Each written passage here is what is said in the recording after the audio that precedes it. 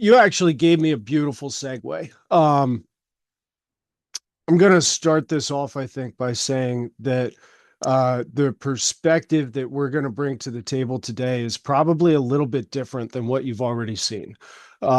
We are coming off of a morning of people that have very high levels of education and have very high levels of technical knowledge, truthfully, in some areas that maybe I don't. And I had a wonderful time learning this morning, and I appreciated it greatly. I absorbed more information before lunch today than I have in the last 2 months. So that's a really good thing for me. And that it's so important to me because I feel like if you're not growing, you're dying.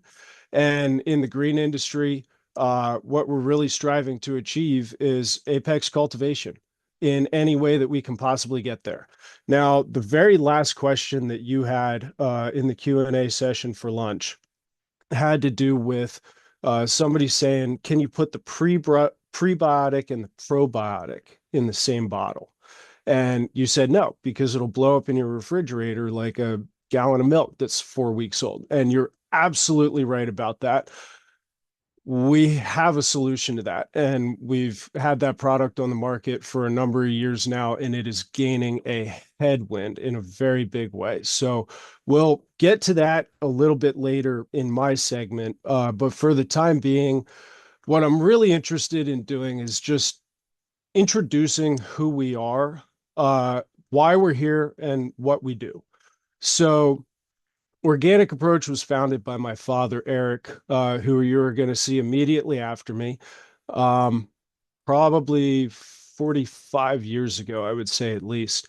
And when he was in high school, he started mowing lawns. And then he got a bunch of his high school buddies to work with him, and they were all pushing Lawn Boy commercials. And they went out and they would mow lawns, and they did great care.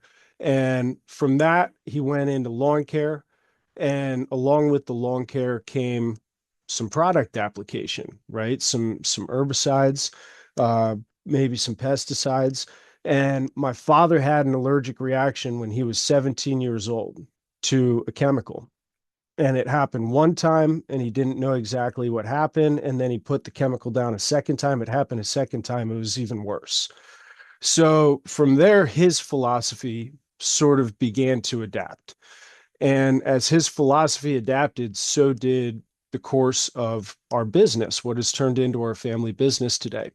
And my father ended up getting into distribution of some organic products in the 90s a little bit, and he played with that. And then eventually into manufacturing in the early 2000s, probably, I guess it was like 1999 that my father actually imported some colloidal scientists from Irkutsk, Siberia, to teach us specifically about the humic and fulvic acid molecules. Now, even to this day, 26, 27 years later, the humic and fulvic acid molecules play an absolutely critical backbone component in many of the formulations that we now have. But the genesis of the company was application. And to this day, we still retain our service divisions completely. So we are not predominantly a distributor. We are a manufacturer. We are an American manufacturer. And we also continue to carry our service division. So I am the arborist on staff. My father runs the turf care. We help each other out all the time. We go back and forth, but his expertise is predominantly in turf, and mine is predominantly in tree and shrub. And I have had the blessing of working with him since I was about 12 years old, and I'll be 32 in March. So it's been a good ride. It's been a lot of fun, with the exception of me dodging out to Colorado and Wyoming for a couple years in my early 20s to guide fly fishing. I've been here and I really enjoy sharing in the work. I think it's a beautiful thing. So when we had the scientists from Russia come over here, they taught us a lot about the humic and fulvic acid molecules. These are critically important molecules, mostly due to the amount of carbon complex structure that they have and the quantity of open ionic bonding sites. So the way that they play into all of our products and our philosophy is that soil is the genesis. Like if you are to build a house, then you want to have it on a solid foundation. If you are to grow a plant, then you have to have it in a good soil.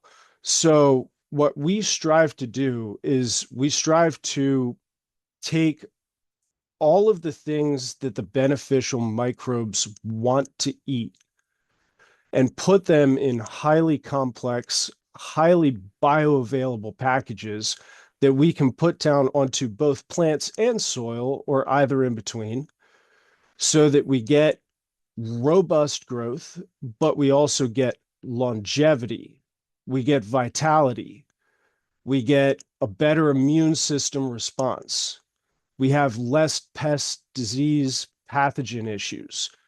And so everything at the core of the organic approach philosophy is designed purely around supporting nature rather than manipulating it.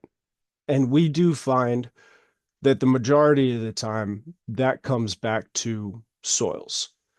Um, I'm going to spin off here and tell you a very embarrassing story because I think it'll help you know who I am.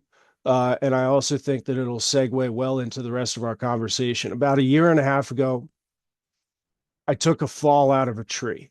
My feet were at about 25 feet in the air. My head was at about 31.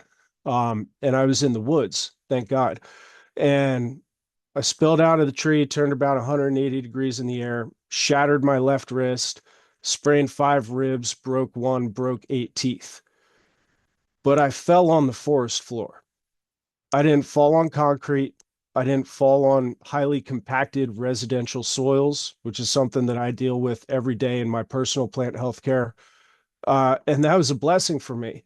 And the only reason that those soils were the way that they were and that they were as forgiving as they were was because of the highly complex biodiversity and all of the microbiology and all of the organic matter that comes down and gets digested by the microbiology and the worms. And so that was my airbag. And that was a big wake up moment for me too, because even though I've been practicing this for a couple decades now, um, sometimes seeing is believing, and it helps you to practice what you preach. And so, what we strive to do when we support nature rather than manipulate it, the very genesis of that is always trying to replicate what happens in the forest. Because we talk about pests, we talk about diseases, we talk about all these pathogens, viruses, even. It's my belief that the greatest pest is it's us. I think it's humanity. I think that if it weren't for us and if it weren't for our coercion of the environment necessarily, that everything kind of has a way of settling its own sum. And I'm going to go back to all the way at 9:30 a.m. when Joe was talking about the trophic cascade and how different animals interact with each other. And I learned in freshman year of college that we did a simulation on a computer. And I think a lot of you probably are also familiar with this. You may have seen it before, where we're up in Yellowstone National Park and there's this huge population of wolves that are introduced, right? And so you have elk, which are a forage substrate for the wolves. And the wolf population, as it increases, begins to decimate the elk population. So if we were to see the elk population and the wolf population on a graph, they are essentially inverse. So as the wolf population booms, the elk population gets decimated. But then when the elk population is decimated, the wolves don't have any food. Then the wolf population goes down, the elk population goes back up. Eventually, this system finds equilibrium with itself without any other human intervention. Now, I believe that this is the way with most things. I do believe that this is the way with nature. I have seen just very recently the spotted lanternfly, which is something that I have never sprayed for a single time. I choose not to because it was a brand new pest. Actually, started up in Allentown, I believe, very close to where we live in southern Pennsylvania. And the spotted lanternfly only specifically targets the tree of heaven and grapevines. And we don't live in California. So grapevines are kind of a non-issue unless you actually have a vineyard around here. And if you do, I apologize for that. I hope that you don't get Pierce's disease. Um, but the tree of heaven is a no-go. It's a no problem. And we have a pest that the Penn State Extension specifically describes as a nuisance pest. But a couple of years ago, when it was a new thing, a lot of guys were going out and hitting it with bifenthrin. They were trying to smoke it down, because it does make a ruckus. It makes honeydew, sooty mold then all over your car, whatever you happen to park under your sugar maple tree or whatever else. And so when guys go out with bifenthrin for a nuisance pest, you're essentially nuking a nuisance. And now the spotted lanternfly has advanced and continues marching on through Ohio and into Illinois.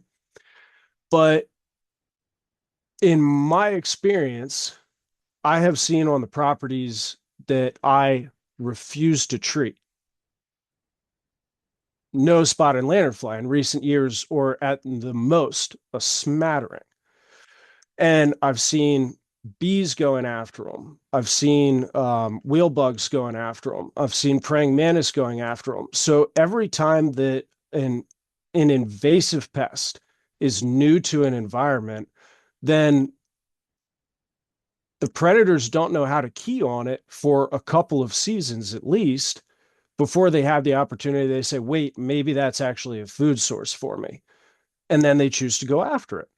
So when they do go after it, then nature sort of auto corrects and it takes its course. And we've seen the same thing with the emerald ash borer to an extent. We've seen it big time with hemlock woolly adelgid. Everybody was talking about hemlock woolly adelgid like decades ago. It was smoking hemlock trees all over the place. And then we had some parasites come in, some diseases that like keyed in on the woolly adelgid. And do I run into it now? Yeah, I run into it. Can you take care of it with horticultural oil 9 times out of 10? Yeah, you can. But a lot of times, super heavy chemical management programs actually interrupt nature's ability to take care of the pest itself.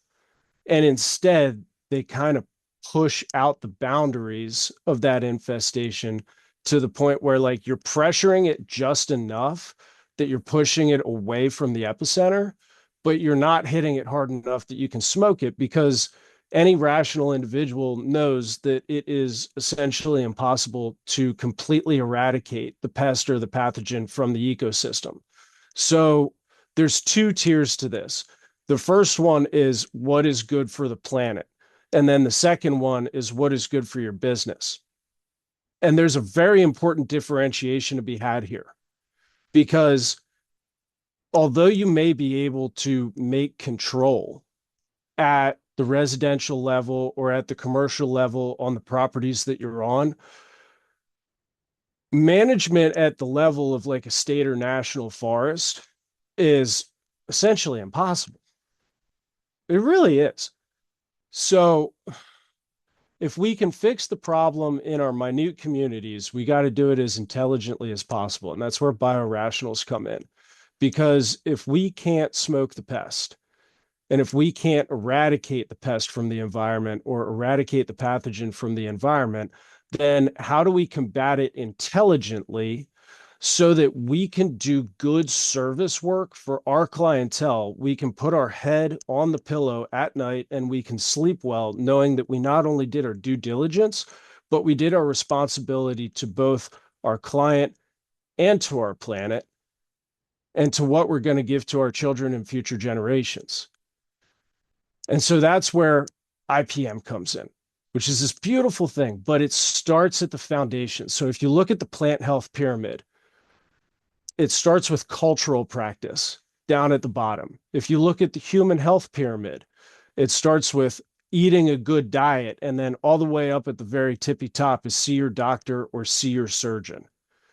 So if you're skipping the bottom of the human health pyramid, you're going to have a medical issue. And if you're skipping the bottom of the plant health pyramid, then you're going to have to call your plant health care applicator, because you're going to end up with an issue of epidemic proportions, and somebody's going to have to come in and apply some corrective controls.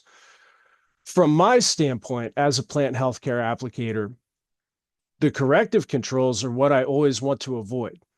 Now, there are different levels to that, and it is not black and white, it is gradient. But I would say, absolutely, first and foremost, that just like in a human, going back to Joe's conversation about the yogurt and the gut and the probiotic and the prebiotic, it's very important to do the cultural practice to eat the good diet first so that you can have a good, healthy, happy immune system, so that when a pest or a pathogen does come in, the plant has layers of defenses already in place.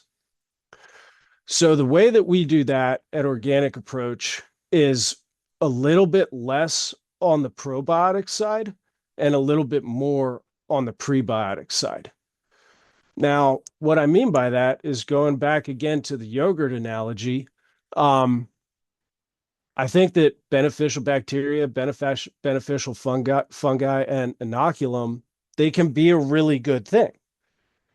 But you have to have established quality soils, and you have to have established biodiversity before you can just take any kind of inoculum and throw it down and say, there, live, thrive.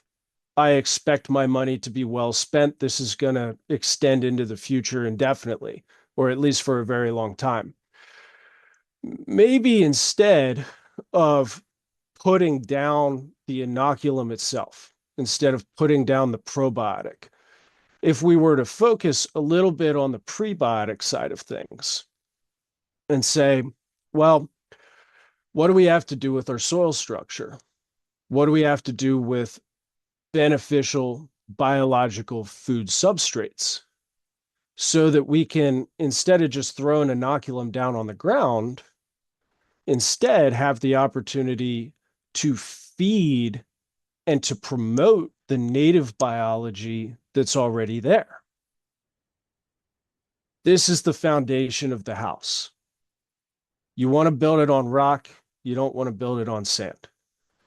So what we do at Organic Approach is we take all of our field experience that we have, whether it be turf, tree and shrub, whatever else. We work with agronomists, farmers, greenhouses, everybody the whole way across the country and internationally in recent years. We look at what good microbes crave, and we try to replicate that in our formulations. One of these formulations is Finesse GVH. And I was absolutely fascinated to hear the talk on the jumping worms earlier today. It's not something that I know a lot about necessarily, but I do know this. I do know that in the autumn, leaves fall off of trees during the annual senescence.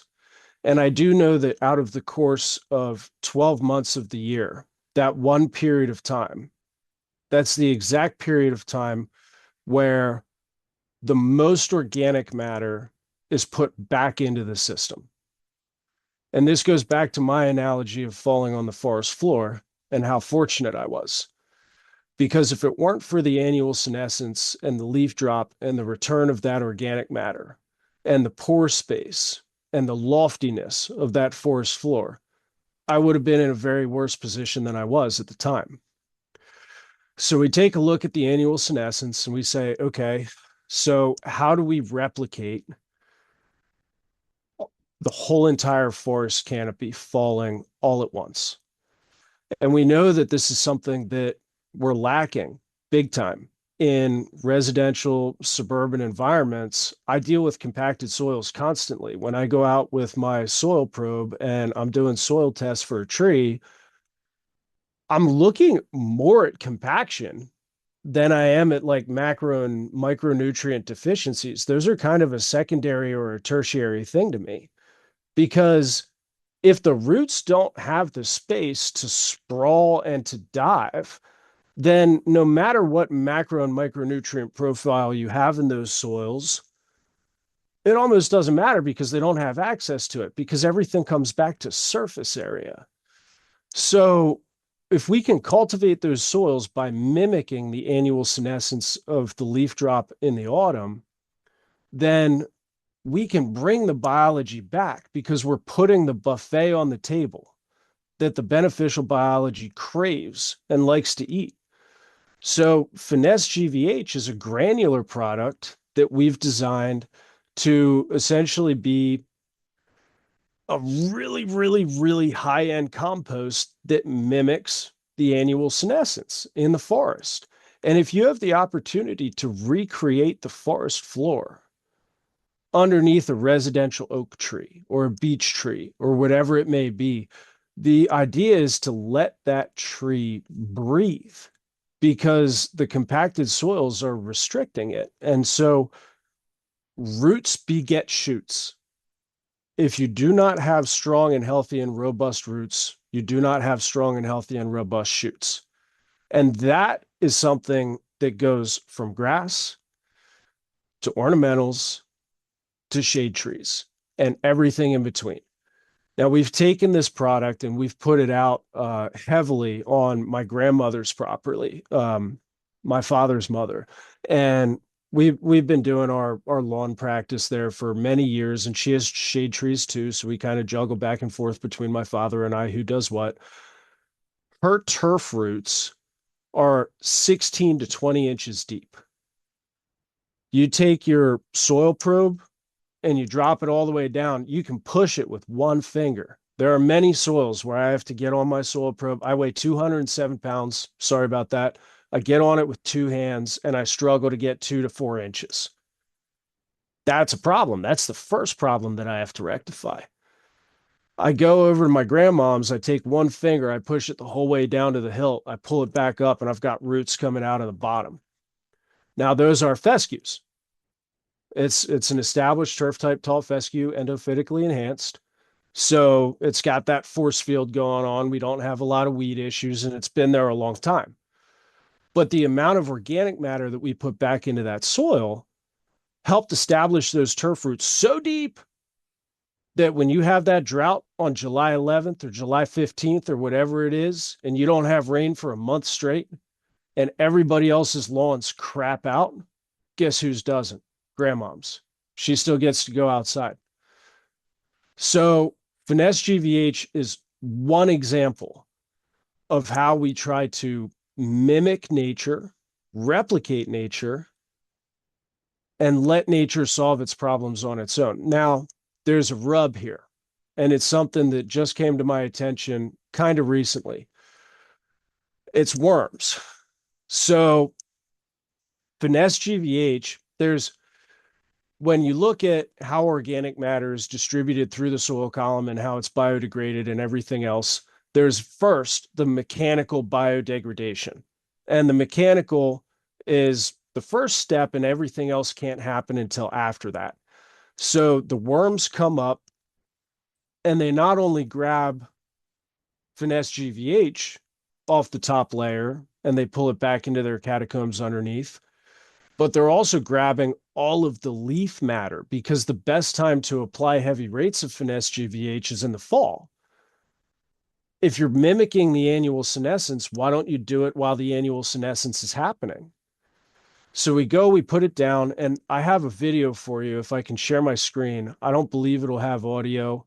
But this is from a talk that I gave at Rutgers like a year ago.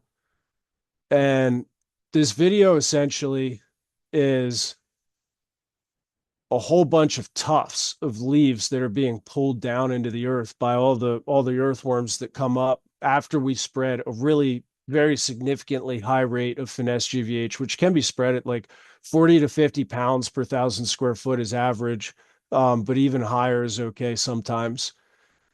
And more than one time per square foot, you're seeing these leaves being pulled down. This is biodegradation at its finest. We're talking about this is outside Lancaster City. Um, it's a very suburban neighborhood. There's a street like 2 feet from me, and you can see that this is happening more than one time per square foot across thousands of square feet. So that's just a really short and simple visual of how powerful of a biological restoration product Finesse GVH is. And it's only the first of our granular products that we have to offer. Now, when it comes to the jumping worms, this is new to me. And I really learned a lot from Dr. Joseph's conversation. Um, and honestly, it got my wheels turning very much because worms, in my mind, just like Joe said earlier, were always a good thing. They are the first mechanical element of biodegradation. And then if they don't shred it up, if they don't shred the leaf matter up, then they got to give it to the microbes in small pieces because microbes can't eat big pieces flat out. That's just the way it works.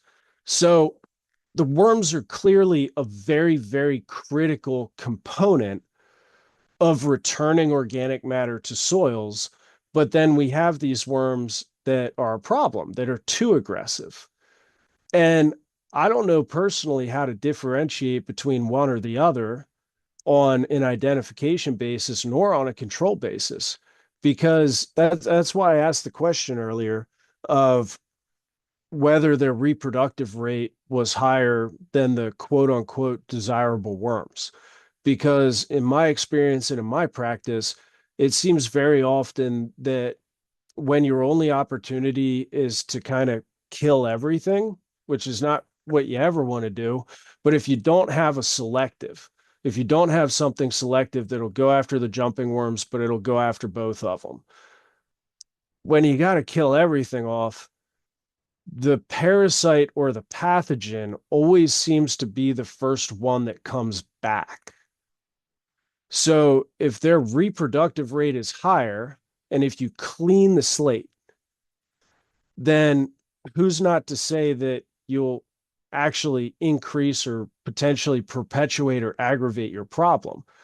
Now, I'm not stating this as fact. I'm actually stating it as a question because I don't know. But it's a great curiosity of mine because I think that worms are one of the most strongest mechanical operators that we have to take the organic matter that our soils so desperately crave and return it. So that's one aspect of what Organic Approach Products does is finesse GVH. Now that is only a granular. Now I'm going to kick back a little bit into introducing some of our soluble products. This goes back again to Joe's question of can you put a probiotic and a prebiotic in the same bottle? And no, because it'll blow up, right? That's accurate.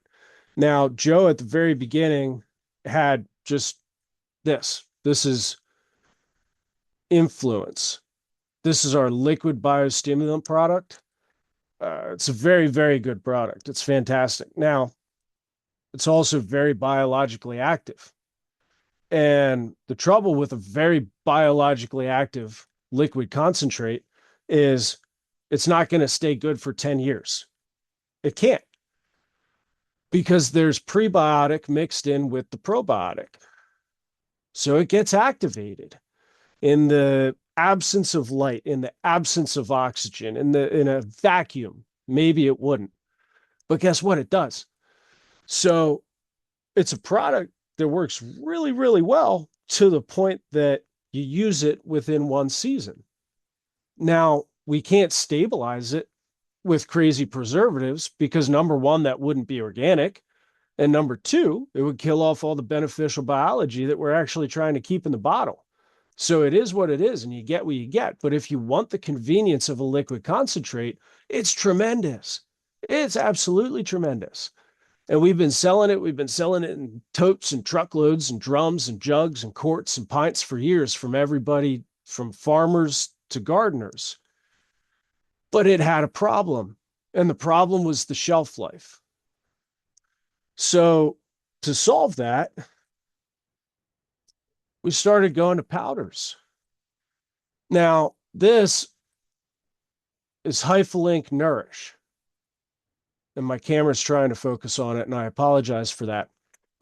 But Hyphalink Nourish is basically a dry influence.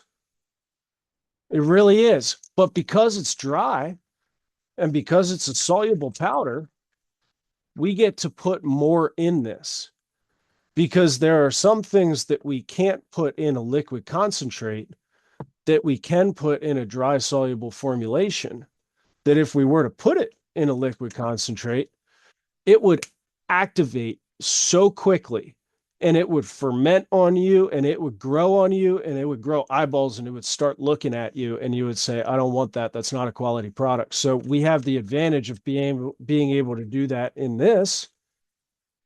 And this product right here has a essentially indefinite shelf life. And it is, I guess colloquially, you could call it a biostimulant product. We prefer to call it a whole food supplement. And the reason that we prefer to call it a whole food supplement is because we're going back to the probiotic and the prebiotic thing. It's a little bit more of a probiotic, but it has everything mixed in. So this has all of the complex carbon structures that beneficial microbes crave. It has the seaweed powders. It's got micronutrients. It's also got the probiotic, which is in this case mycorrhizal fungi. And there's a couple other things in there too. This 2-pound bag right here makes 100 gallons of spray mix. 100 gallons. It'll live forever as long as you keep moisture out of it. This is about a teaspoon right here. Rate would be 1 teaspoon in 1 gallon, or 2 teaspoons in 1 gallon of water. So this is a very excessive rate that I'm doing right now. Goes in just like that. It is 100% soluble. This product is the backbone of every single tank mix that I take out into the field. Now, I use many, many other things. I absolutely do, because this product, it doesn't provide any fertility. Fertility is only icing on the cake. Fertility is the house, the biostimulant, and the microbial food substrates. Those are the foundation. So I want to lay the foundation before I start laying bricks going up. Otherwise, my whole house is going to topple over.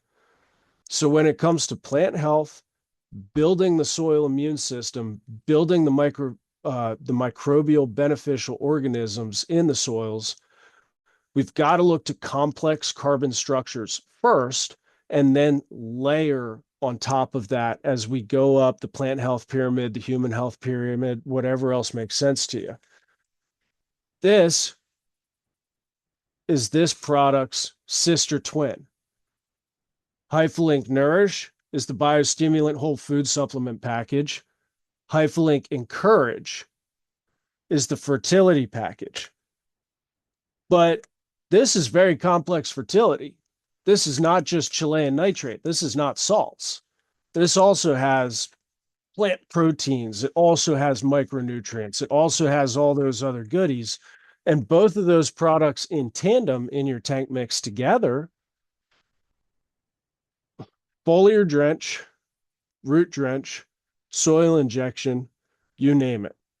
We use this for putting in lawns. We use it in hydro seeding tanks. I use it in my tree care for big shade trees, huge beeches, huge oaks, everything in between, all the above.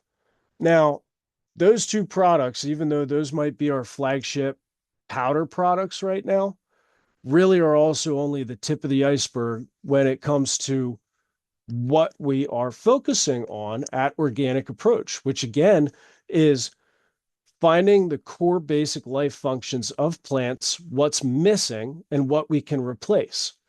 So, Joe, again, in his conversation, was talking about quantum growth, which is a purple non sulfur phototrophic bacteria, if I'm not mistaken.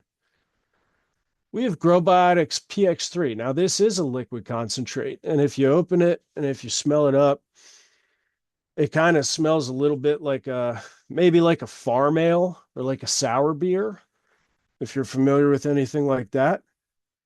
That's because this whole entire bottle is extremely alive. It is extremely active.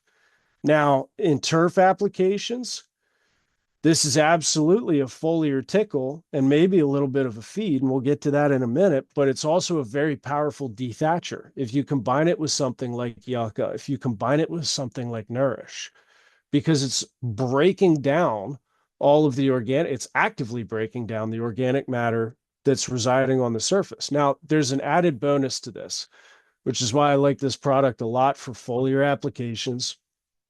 And that is, so you have a photosynthesizing bacteria, right? And you have a plant, and the plant's leaf is also photosynthesizing. And you go and you spray this out at very, very low rates, very low rates.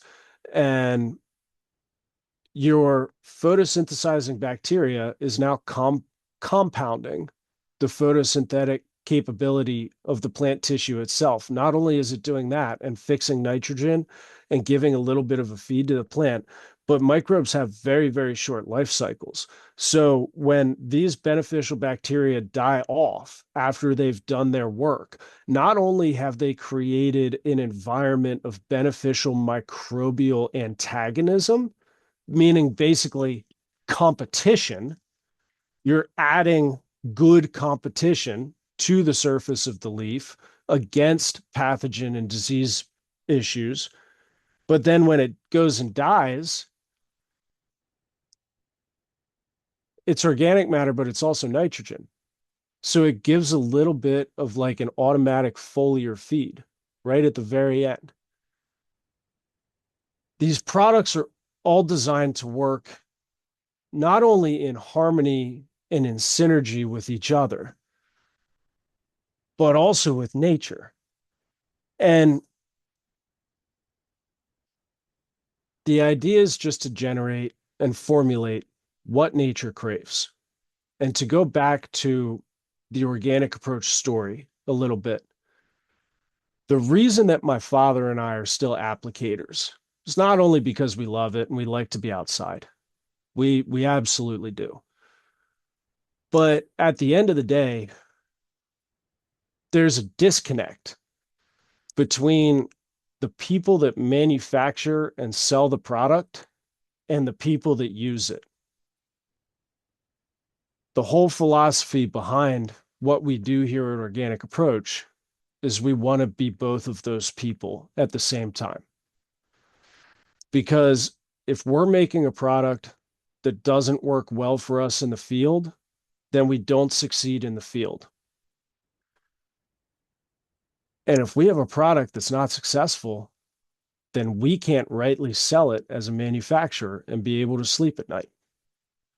So the only things that we bring to the table, we do not bring the PhD, and I did not bring the PowerPoint presentation. I came to you to bring ideas. And I think my dad's going to do the same, but he's probably going to do it even a little bit more eloquently and maybe a little bit more technically than I will. I think he's going to dig into some turf, some biorationals, some disease control, but he's probably going to build off of the foundation that I've laid for him here to some extent or another. Now, I did want to talk a little bit more about Dr. Rich Kaus and the beech leaf disease. This is also something that I'm learning about quite a lot. Uh, I'm very curious about chitin, and I have absolutely nothing to back it up. Just like we were talking about uh, yucca with the worm and the saponins. It's it's off label. Like it might work really well. It might be able to kill these worms. Do we want to kill all the worms? I don't know about that. Maybe we want to let nature take its course. Maybe we want to tinker with it. Maybe we want to manipulate nature. If so, that's your ballpark. That's not mine. But what I will say about chitin with beech leaf disease is I know a couple simple things, or at least I think I do, and I may be corrected on this. But the eggshell of the nematode is at least partially comprised of chitin. And the exoskeleton of the nematode itself is also at least partially comprised of chitin. And trees in general are capable of producing their own phytochemicals, their own toxins, their own pesticides, but not if they lack a cue from the environment. So, what has quite a lot of chitin? It's crab and shrimp shell. And we have this in the form of, we call it chitocal. And this is just a sample jar of it. I don't know if you can see it at all. It's very granular, flaky. It's literally just ground up crab and shrimp shell.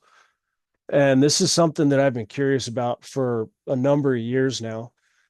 But we've spread chitocal, we've spread crab and shrimp shell around the base of shade trees that have pests, like whether it be scale, like a hard scale, or something else. And we have seen positive results. This is not university testing. This is Josh going out with a walk behind spreader on a hot summer day when he's sweating and trying something to see if it sticks. And the chitin that's inside the crab and shrimp shell, when it breaks down in the rhizosphere,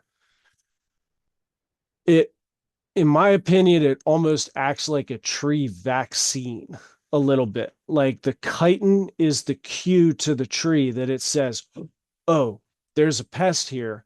I need to start producing chitinase in higher quantities so that I can break down the exoskeleton or the eggshell or whatever of that pest. Now, that's not a conscious thing that the tree does, but at the end of the day, probably trees are quite a bit smarter than we are. Um, I think that this is more of a preventative solution, even if it has any merit whatsoever. I would like people that have greater access to be able to study things like this, to take that torch and to run with it, because I'm going to be busy very shortly here putting my truck on the road and going taking care of the problems in my own backyard. Um, I really do believe, though, that the vast majority of plant healthcare is focused on corrective approaches to issues after they pop up. And I think that to have a preventative mindset and to be able to look at an environment, see in what areas it may be susceptible to the things that we're aware of as professional applicators, we might be able to get in front of some of those things to the tune of a commodity instead of a very high end value added product after the issue has already existed, and then maybe some of the damage has been done as well. Um, Outside of that, to be honest with you, I think that that's all I have for right this very minute. So if you're okay with a 13-minute long Q&A section, I would be happy to go into that, but I've kind of run my role.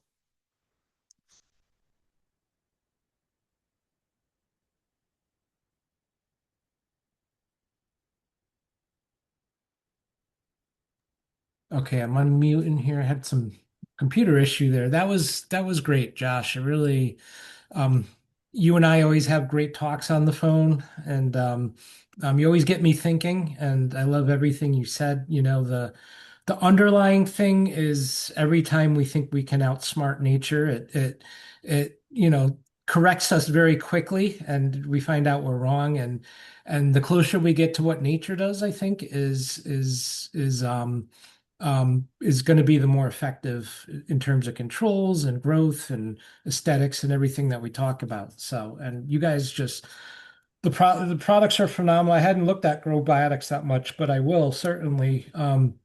It sounds awesome. Any of these biologicals we love, and just putting balancing the biology with the chemistry, prebiotics, probiotics is the way to go for a sustainable system. I'm sure you've seen the same as is we get, you know, is the more you add, the more you do it, the less it costs long term.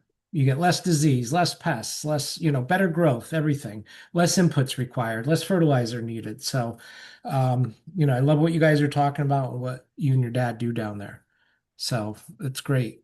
Um, It does kind of become a self-fulfilling prophecy when yes. nature comes back into balance, when it comes back into equilibrium, then you achieve fitness. And Yeah, then no, big exactly. big problems are small problems. Yeah. And I tell, my clients, like if I do my job well, they won't need us down the road, but it's not usually the case. We see, in the landscape side, we see construction sites where they have, they were supposed to use topsoil using subsoil, and you're basically trying to turn sand into soil. In a lot of these cases, and products like GVH are great for that. Hmm. To help build the organic matter. But it's just like pH, I tell people building organic matter is a process. You can't do it overnight. It takes some time, and usually multiple applications. It So is true, but I would say yeah, that with a product like Finesse GVH, you can, if you are aggressive with it, you can absolutely begin building really high quality soil in single digit seasons, maybe 3 or 5 or 2. It depends how hard you hit it. And that yeah, is that is the truth. It's crazy. There's a ground stake, like property marker in the back of my parents' yard, piece of rebar, iron rebar. And 20 years ago, that piece of iron rebar stuck 12 to 14 inches above the soil. It's gone now, Joe. You can only find it with a metal detector. that's great. It's a And they great say you story. can only build an inch of topsoil in 100 years, but that's without help. Yep. No, I've had clients use, the GVH for remediation, and it's just I've never gotten bad feedback. Another thing, um, that I have a client that I showed pictures in my talk, Lenny Marone. He might even be on the talk. He puts the GVH down when he's sodding, and Hmm. have had great little GVH, a little of the quantum or the grow biotics to get the microbes there. Put Yep. the sod down. It just drives root growth, and just it's that sod takes so much better seeding, all that. So there's a lot of uses for that. I agree with that for sure. We do the same thing with GVH or CarboGrow 303 underneath sodding. Sometimes with a little drench of some mycorrhizae, some Growbiotics PX3. So you kind of covering your bases with the mycorrhizal spores down underneath, and then your bacterial inoculum up above, and it drives it. It pushes it in hard. Yep. Yeah, and I see, the biggest mistake I hear, and you as an arborist look at it, is people when they transplant or put trees in, is they put nitrogen down. And what that does is that growth that stimulates top growth at the Right. behest of the root growth.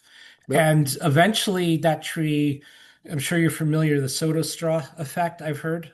Hmm. Um, when you get the top, you don't get that basal flare of a tree. You're pushing the top growth, your roots are stunted, and you get a straight tree without that flare, and eventually that thing falls over, just crashes, dies, becomes susceptible to disease. So, anybody doing transplants, don't add nitrogen. You're just going to stress the system. Add biologicals and micros and things like GVH. You're going to get the root surge, and it may look a little slower at first, but that thing's going to catch up and surpass anything that you put with nitrogen. Nitrogen is only going to make it look good in the beginning, and then you're causing more problems than you're harming.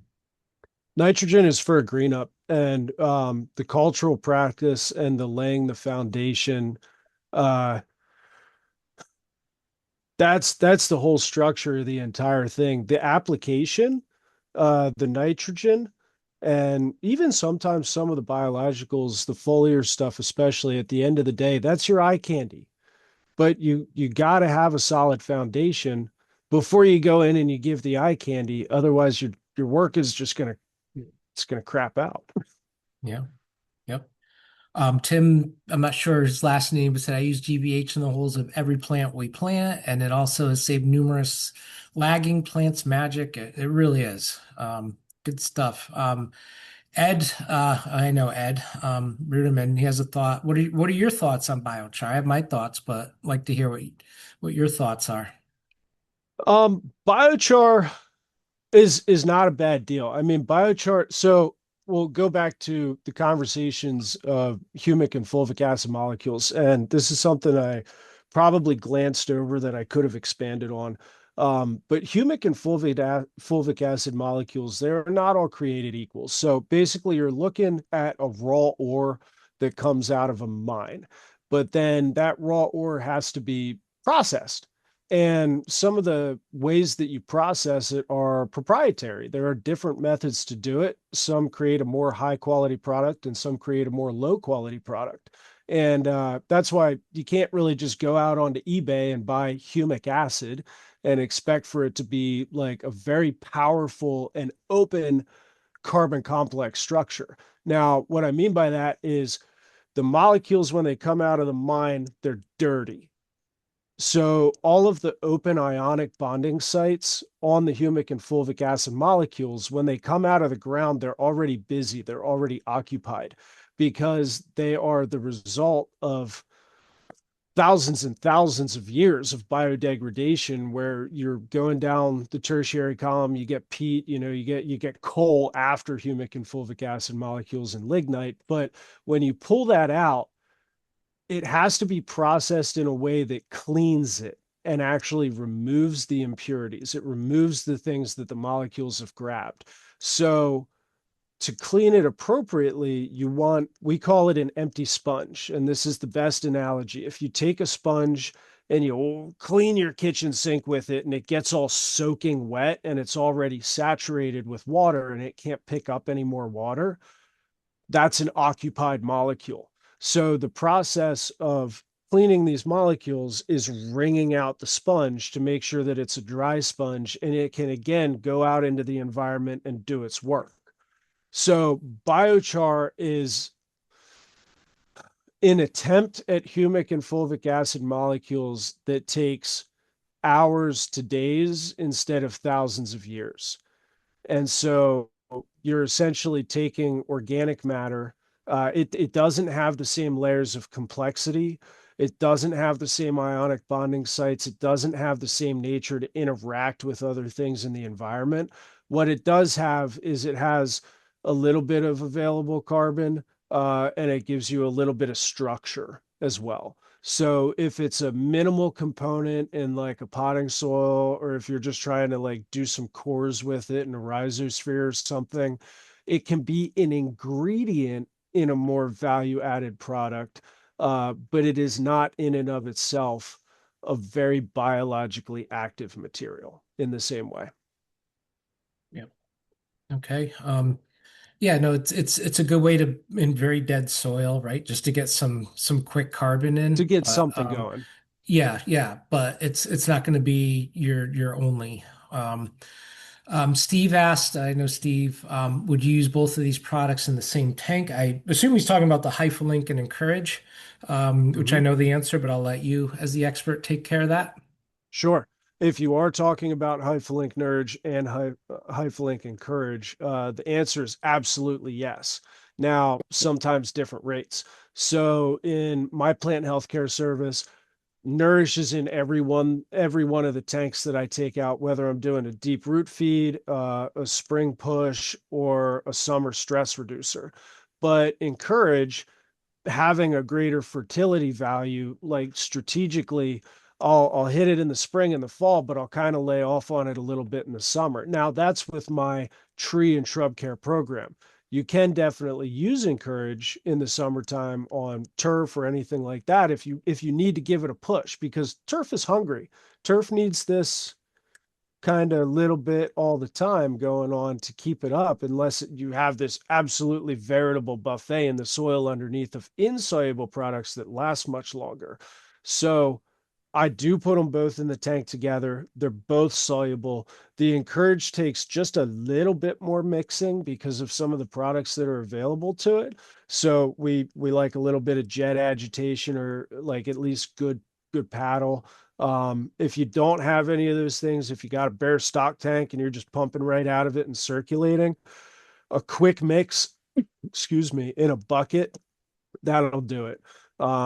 Especially when it's really cold. If I'm using Encourage in the late fall, I'm going out in December, take a drill, power drill, a little paint stir, chunk it right into 5 gallons of warm water, just give it a buzz in the bucket, and then it goes right into my tank perfect. Yep. Yeah, and Steve, like we have other people, we're doing more and more with Hyperlink and Encourage. And I know you've used Influence in the past, and the combo kind of gives you, right, a dried influence. And you get the nitrogen, the potassium, the green up effect from these products from the combo, as well as all the micros, the seaweed, the humic acid. So the There's combo also, really, yep. as an additional note to that, Nourish and Encourage are not just two products, they're actually five. We have three different formulations of Hyperlink Nourish. We have an all natural, we have a certified organic, and we have FE, which is plus chelated iron. So if you're really looking for a green up without a lot of fertility, Hyperlink Nourish FE is a good one. Then going over to Encourage, we have all natural and we have certified organic. So Nourish is kind of the replication of the liquid concentrate influence, but then Encourage is the fertility product that is not meant to replicate influence, but is meant to be a sister product to Nourish. If you want fertility and you want biostim capacity in the same tank, two powders together.